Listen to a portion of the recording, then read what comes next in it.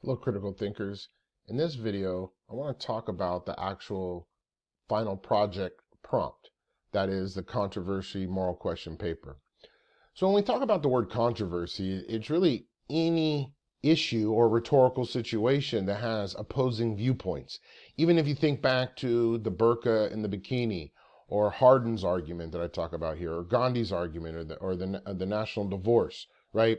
Even when you did your conflict analysis, it might have been a controversy for some of you. So what you're going to do is you are going to identify, which I talked about in the video in 12.2, as well as a chart with just starting to scratch the surface of possible topics, is you want to identify a controversial or moral question, explore it thoroughly through multiple perspectives. Definitely keep in mind that there's a number of perspectives you could argue, but the goal is to pick two driving perspectives which represent distinct point of views, and then you, the writer, you think are worthy of analysis and serious consideration, right? And like I was just saying, they could be, for example, some of the things that we looked at. So really what you're going to be doing is you're going to be crafting at least a 10-page paper in which it's going to have 4 separate theses, 4 essays under one document, which I'll explain in a second. So basically what you're going to be doing in part 1 is you're going to identify your controversy and explore your own relationship with it in part 1. Then in part 2 and part 3, you're going to argue multiple perspectives.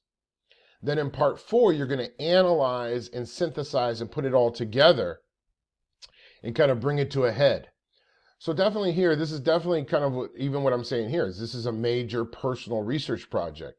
So these are to be the different parts. So what I outlined in 12.2 was kind of this week is the goal this week is to kind of flush out what you want to, what your topic wants to be. So in part 1, kind of similar to the analytical section of your conflict analysis is you're going to give some background to it. And here I'm giving you a minimum word count. And you're going to kind of think about this, right? So I'm going to play George the student, and I went through and I did some brainstorming. I kind of flushed it out, did some discussion posts, blah, blah, blah, right? And what I've realized is that something that's been important to me is fighting bullies, even to this day at LMC, whether it is my colleagues, whether it's managers, any kind of bullying, whether I'm at the grocery store. I've always fought bullies. Even when I was in high school and elementary school, I got into fist fights with the bullies. If you want to pick on someone, pick on me. So I've always had this idea of I can't deal with bullying.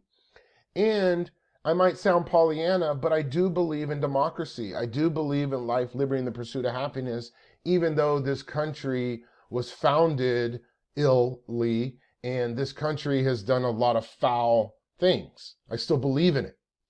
So as I'm flushing this out, something that is important to me is this idea of giving transgender youth their freedom.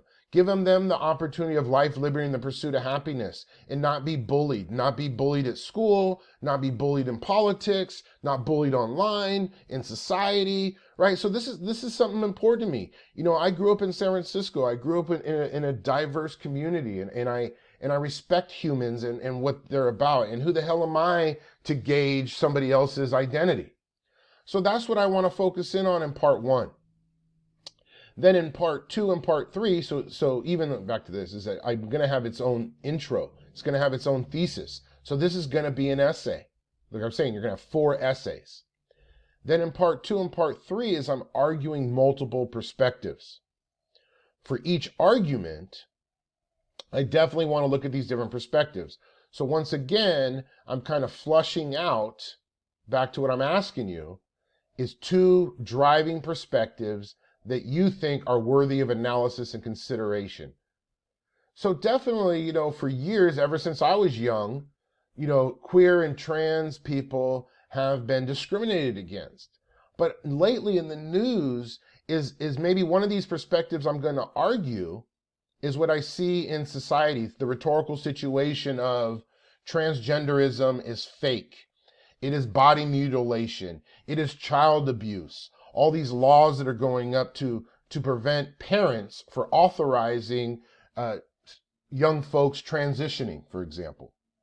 So I'm going to make that argument. I'm going to make the argument. That's not George's perspective, but I'm going to work on my mature reasoning skills, show my understanding of logical reasoning, of rhetorical situations, and I'm going to make part 2 an essay making that argument that it is a sin, it is body mutilation, it's not real, it's a woke agenda, for example. Then in part 3 is going to be a separate essay that I'm going to argue about civil liberties. And this idea to combat bullying is that we have to honor their rights as humans, as Americans, for example. So one of the things that you're going to also be using, and when I talk about this research, is that you're going to have at least 6 outside sources. But one of them is going to be a book. And this idea is that to really build your ethos, pathos, and logos of your topic is a book has spent time researching, especially it's going to be probably a nonfiction book. So I would definitely, I have that module about the LMC databases, but I would strongly suggest is that you can go to the library website and you can chat with the librarian, you can Zoom with the librarian, you can go into the library and talk with librarians once you kind of flush out your ideas and get a book that's going to be an anchor for this project. Also, what I talked about in 12.2 is doing field work. So in this idea here, definitely this idea where I'm making this argument, that's not how George sits, but I am a researcher. And when you do research, you're investigating. So maybe I want to do an interview with not just anybody, my neighbor, right, that has a Trump sign out in front of his yard, for example. And I'm not disrespecting President Trump. I'm just giving you an example. But his ethos aren't as strong as if I interviewed a pastor that said it's a sin, or interview a politician that is pushing legislation. That might be challenging to do, but you get my point, right? Or this idea is that maybe I want to do some surveying. Maybe I want to do some actually participate in something. So maybe, for example, in my part 3, whereas I'm saying it's their civil liberties, give them freedom at school, maybe I might go to a protest, or I might go to a queer trans event and participate. And then maybe there I might interview somebody.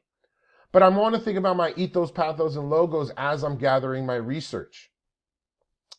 Then in part 4 is that I'm analyzing, in this 4th essay, I'm analyzing the different arguments that I presented. Because I presented an argument here. I presented my perspective, where I sit on this issue, because this is really planting the seeds of why I think the 2 arguments that I'm making in part 2 and part 3 are worthy of investigation, aka research.